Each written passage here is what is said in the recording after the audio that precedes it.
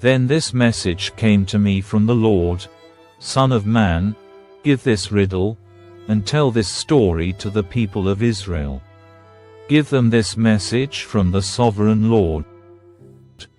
A great eagle with broad wings and long feathers, covered with many colored plumage, came to Lebanon. He seized the top of a cedar tree and plucked off its highest branch. He carried it away to a city filled with merchants. He planted it in a city of traders. He also took a seedling from the land and planted it in fertile soil. He placed it beside a broad river, where it could grow like a willow tree. It took root there and grew into a low, spreading vine. Its branches turned up towards the eagle, and its roots grew down into the ground. It produced strong branches and put out shoots. But then another great eagle came with broad wings and full plumage. So the vine now sent its roots and branches towards him for water, even though it was already planted in good soil and had plenty of water, so it could grow into a splendid vine and produce rich leaves and luscious fruit. So now the sovereign Lord asks, will this vine grow and prosper? No, I will pull it up, roots and all. I will cut off its fruit and let its leaves wither and die. I will pull it up easily without a strong arm or a large army. But when the vine is transplanted, will it thrive? No, it will wither away when the east wind blows against it. It will die in the same good soil where it had grown so well. Then this message came to me from the Lord: Say to these rebels of Israel, don't you understand the meaning of this riddle of the eagles? The king of Babylon came to Jerusalem, took away her king and princes, and brought him to Babylon. He made a treaty with a member of the royal family and forced him to take an oath of loyalty. He also exiled Israel's most influential leaders, so Israel would not become strong again and revolt. Only by keeping her treaty with Babylon could Israel survive. Nevertheless, this man of Israel's royal family rebelled against Babylon, sending ambassadors to Egypt to request a great army and many horses. Can Israel break her sworn treaties like that and get away with it? No. For as surely as I live, says the sovereign Lord, the king of Israel will die in Babylon, the land of the king who put him in power and whose treaty he disregarded and broke.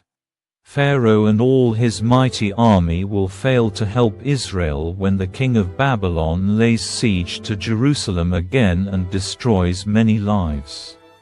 For the king of Israel disregarded his treaty and broke it after swearing to obey. Therefore, he will not escape. So this is what the sovereign Lord says: As surely as I live, I will punish him for breaking my covenant and disregarding the solemn oath he made in my name. I will throw my net over him and capture him in my snare. I will bring him to Babylon and put him on trial for this treason against me. And all his best warriors will be killed in battle, and those who survive will be scattered to the four winds. Then you will know that I, the Lord, have spoken. This is what the sovereign Lord says: I will take a branch from the top of a tall cedar, and I will plant it on the top of Israel's highest mountain. It will become a majestic cedar, sending forth its branches and producing seed. Birds of every sort will nest in it, finding shelter in the shade of its branches. And all the trees will know that it is I, the Lord, who cuts the tall tree down and makes the short tree grow tall. It is I who makes the green tree wither and gives the dead tree new life. I, the Lord, have spoken, and I will do what I said. Then another message came to me from the Lord: Why do you quote this proverb concerning the land of Israel? The parents have eaten sour grapes, but their children's mouths pucker at the taste. As surely as I live, says the sovereign Lord, you will not quote this proverb any more in Israel.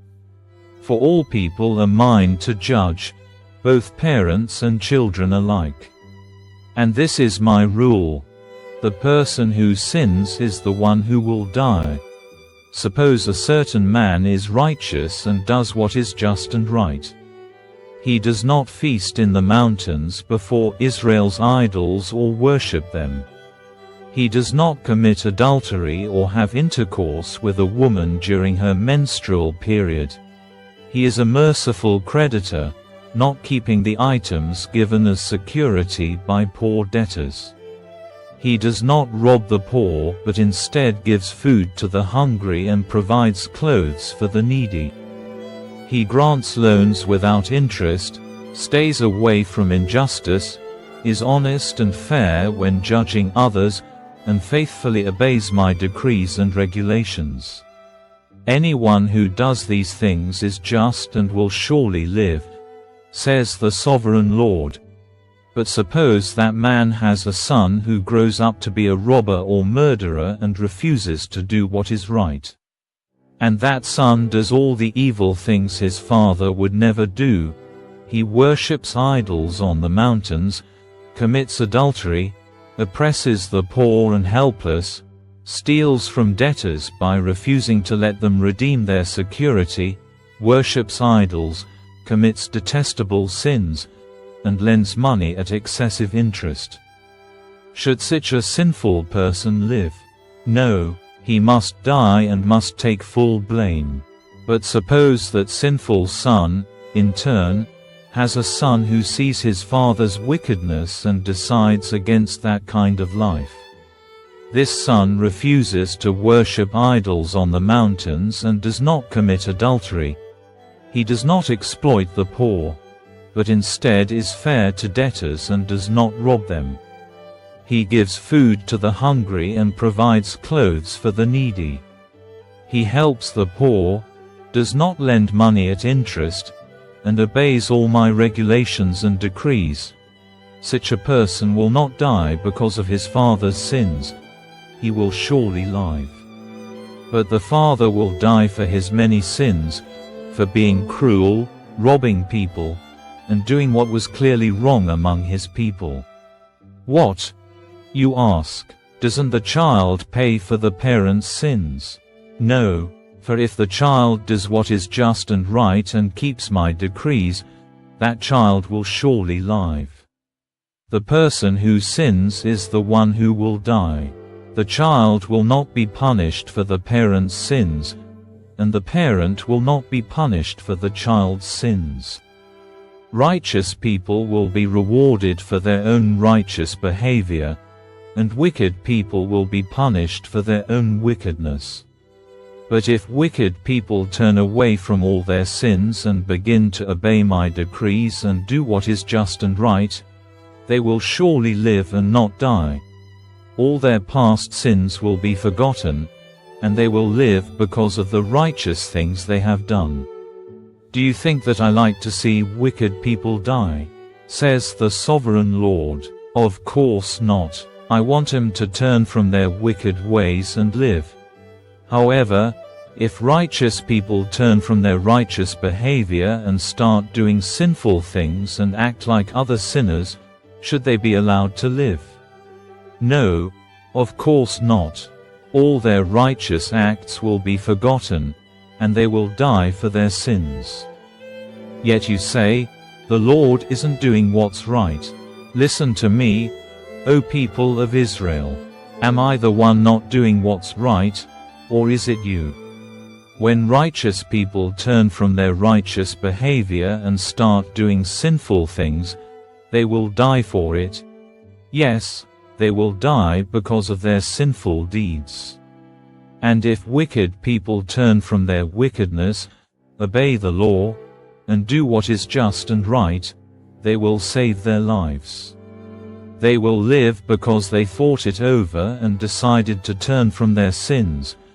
Such people will not die. And yet the people of Israel keep saying, "The Lord isn't doing what's right."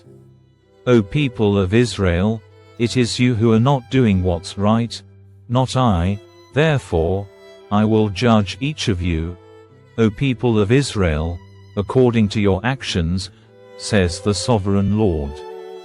Repent, and turn from your sins. Don't let them destroy you. Put all your rebellion behind you, and find yourselves a new heart and a new spirit. For why should you die, O people of Israel? I don't want you to die, says the sovereign Lord. Turn back and live.